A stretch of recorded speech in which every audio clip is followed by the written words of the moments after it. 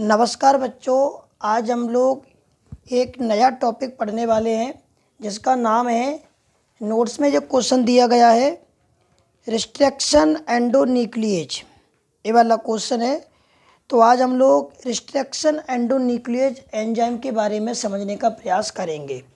सबसे पहले आपको ये समझना पड़ेगा, ये बैक्टीरिया का डायग्राम है। किसका डायग्राम है? बैक्टीरिया या बैक्टीरियल सेल का। मालूम है बैक्टीरिया प्रोकैरियोटिक सेल में आते हैं और इनमें डबल स्ट्रैंड सर्कुलर डीएनए होता है।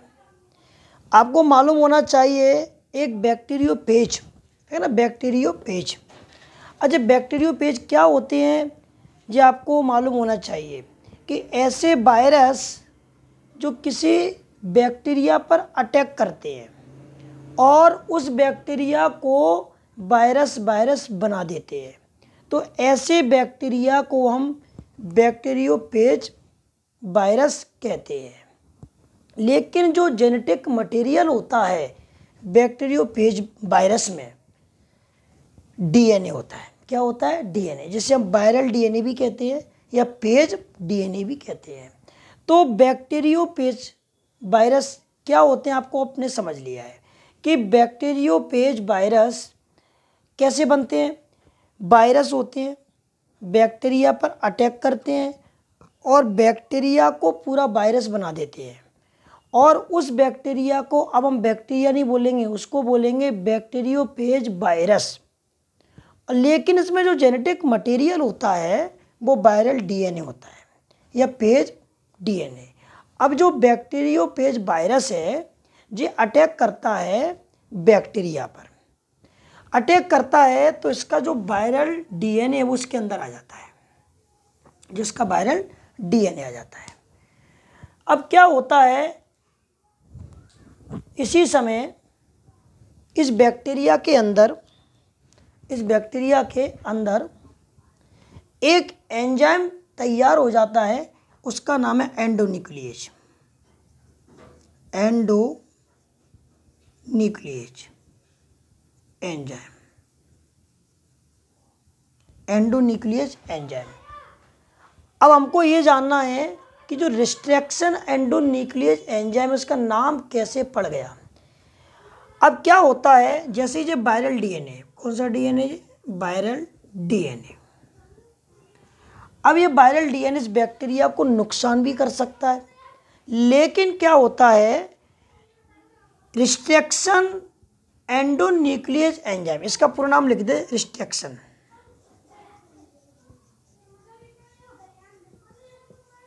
Restriction endonuclease enzyme.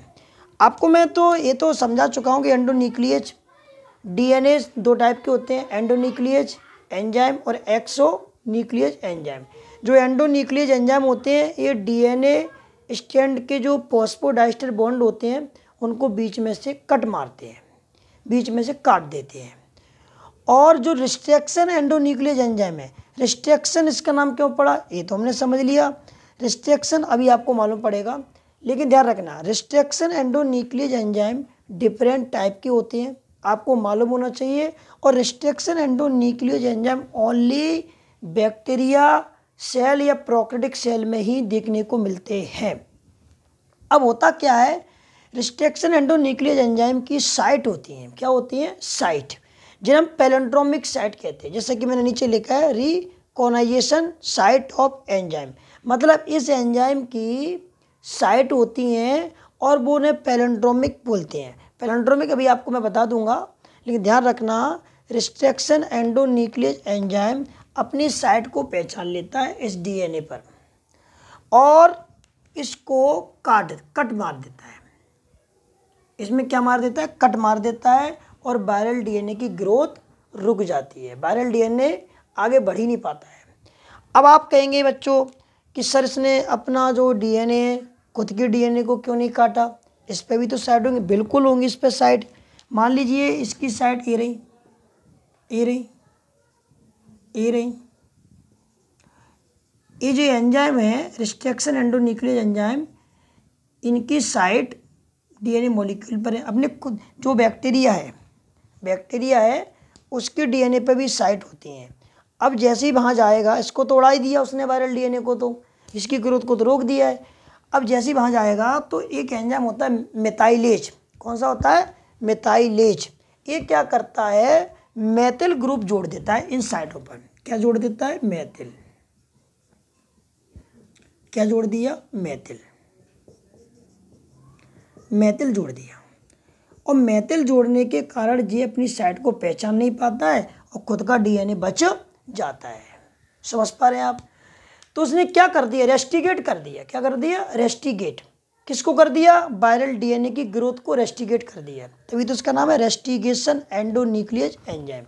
ध्यान रखना, जो रिस्ट्रिक्शन एंडोन्यूक्लियेज एंजाइम है, रिस्ट्रिक्शन एंडोन्यूक्लियेज एंजाइम है, ये डीएनए को कट हर जगह से नहीं लगाते हैं। इनकी एक साइट होती है फिक्स, जिसे पैलेंड्रोमिक साइट कहते हैं, और ये डीएनए के मॉलिक्यूल पर देखने को मिल जाती है।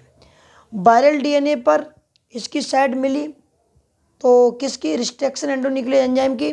कट लगा दिया, डीएनए को स्मॉल पीस कर दिए, जो वायरल डीएनए की ग्रोथ को रोक दिया।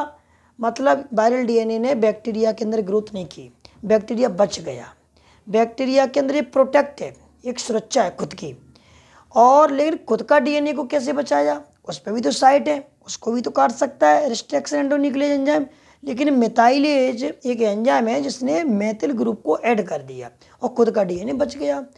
तो उसने वायरल डीएनए की ग्रोथ को रेस्टिगेट कर दिया, इसलिए इसका नाम क्या पड़ गया? Restriction endonuclease enzyme. समझ पा रहे हैं आप? तो जैसे कि मैं आपको अभी नोट्स में बताता हूँ, नोट्स में क्या लिखा हुआ है, जरा सुने।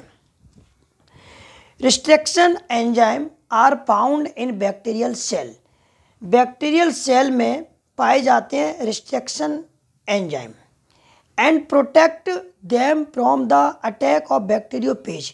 और बैक्टीरियोफेज के अटैक से बचाते हैं किसको? बैक्टीरिया को। These are endonuclease which identify special recognize site of page of DNA. मतलब जो पेज ऑफ डीएनए है या वायरल डीएनए, इस पर साइट होती है, उनको पहचान लेता है। कौन? Restriction endonuclease enzyme. उसमें कट मार देता है और वायरल डीएनए की ग्रोथ रुक जाती है। आगे सुने, इसके बाद क्या लिखा है इसके अंदर? Cut it from there endonuclease enzyme break both the strand of DNA by breaking the phosphodiester bond. ध्यान रखना, जो रिस्ट्रिक्शन एंडोन्यूक्लियेज एंजाइम होता है वो दोनों डीएनए डबल स्ट्रैंड होता है। अगर आप थोड़ा कंफ्यूज ना हो जाने, आप लोग सोचें ये ऐसे होता है, ऐसे मान लीजिए ऐसे होता है, इन दोनों में कट लगाता है वो, क्योंकि डीएनए की दोनों स्ट्रैंड में कट मारता है, क्योंकि इसमें फॉस्फोडाइस्टर बॉन्ड होते हैं जो कि न्यूक्लियोटाइड आपस में जुड़े होते हैं उस बॉन्ड के द्वारा। चलिए अब इसके बाद क्या लिखा है इसके अंदर? और therefore they form A part of defence mechanism bacteria. Bacteria की ये क्या भी है? एक डिफेंस मैकेनिज्म है। बैक्टीरिया ने खुद का डीएनए बचा लिया और अपनी खुद की जान बचा ली।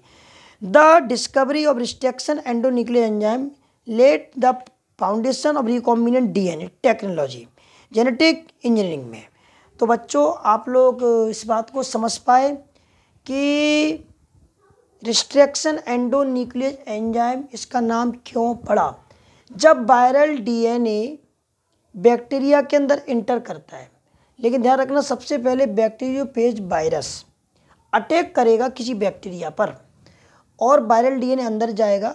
इस पर साइट होती है, क्योंकि इसके अंदर एक खूंखार एंजाइम तैयार हो जाएगा। रिस्ट्रिक्शन एंडोन्यूक्लियेज एंजाइम जब अपनी साइट पहचान लेगा और कट लगा देगा और इसकी ग्रोथ को रोक दिया, तभी तो रेस्टिगेट कर दिया, तभी तो नाम पड़ेगा रिस्ट्रिक्शन। और खुद के डीएनए को क्यों नहीं काट पाते? मेथाइलेज मेथिल ग्रुप को जोड़ देता है। तो ये सेल्फ डिफेंस है बैक्टीरिया की, जिससे मैकेनिज्म है जिससे बैक्टीरिया ने अपनी खुद की जान बचा ली, इसलिए। और जो साइट होती है उन्हें पैलेंड्रोमिक साइट बोलते हैं। अभी आपको पैलेंड्रोमिक साइट भी बता रहा हूँ 1 मिनट के अंदर में। चलिए बच्चों, पैलेंड्रोम साइट को जरा समझते हैं, 1 मिनट के अंदर में समझ में आ जाएगा। डीएनए का कोई सेगमेंट, डीएनए का वो खंड या डीएनए का वो पार्ट जिसमें आप लोगों को एक साइट होती है, जरा उनको समझना है। ध्यान रखना, एडेनिन थायमिन के बीच में 2 हाइड्रोजन बॉन्ड होते हैं, ग्वामिन और साइटोसिन के बीच में 3 हाइड्रोजन बॉन्ड होते हैं। अपन ने ऐसे बना दिया है तो घबराना नहीं है।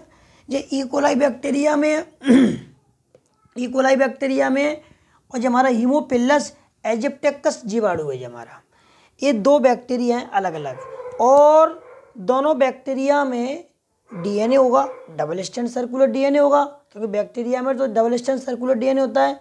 लेकिन इकोलाई जो बैक्टीरिया है उसके डीएनए में जो साइट होंगी GAATTC, ध्यान रखना। और ये जो बैक्टीरिया है इसमें CCGG, ध्यान रखना।